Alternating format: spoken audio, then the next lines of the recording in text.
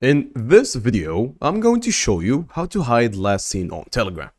Head to Telegram, go to the bar on the top left, and by the way, this works for both phone and computer and even the web browser. Head to Settings. Under the Settings, head to Privacy and Security. In this section right here, you are going to see the last seen and online.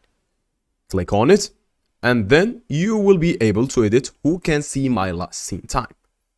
As you can see, you won't see last seen or online status for people as well that you don't share yours with. Approximity times will be shown instead, recently, within a week, within a month. That means whenever I disable it, I'm not allowed to see other people's online status. On the other hand, if I allow it just for my contacts, I will be able to see it just for my contacts, and so my contacts will. Everybody will just leave it for everybody. In my case, I'm going to leave it nobody, and I can add expectations, as I'm gonna add my friend, my other friend, and then I'll be good to go. Both of those friends will see my online status at the last minute. That's it for today's video.